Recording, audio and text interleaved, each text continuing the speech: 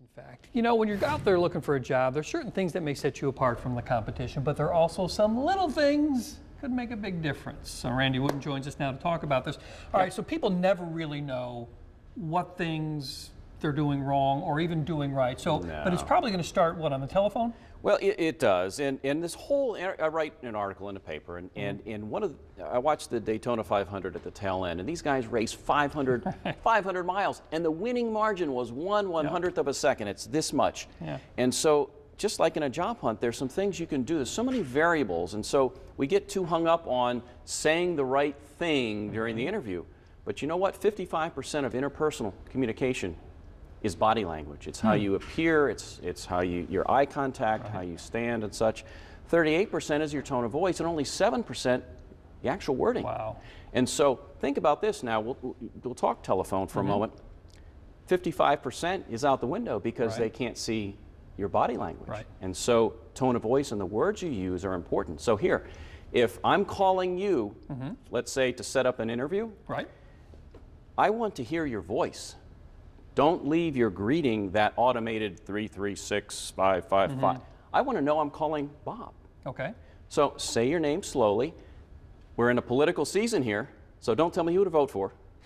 Don't tell me what team you like, what TV show you like, your favorite band. So this is like my cell phone answering greeting you're talking about. Hi, yes. Hi, this is Randy Wooden. Sorry I'm not able to take your call. If you would, please leave your name, your phone number, and a brief message, and I'll call you back. All right.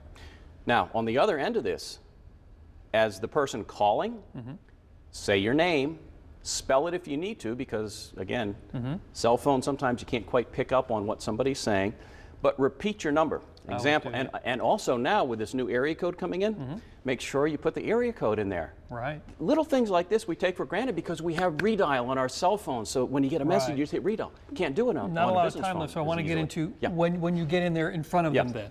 Okay, face-to-face firm handshake, good eye contact, shine your shoes.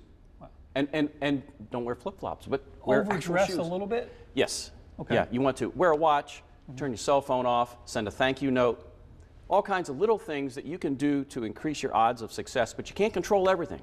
Right. Coat and tie is good for certain jobs, but if you're going in for maybe a welding job, you don't necessarily need them, or do you? Correct, correct. And it's a good idea to case the place out and see how the other folks are dressed, or when you set up that interview on the phone, ask. And they'll tell you.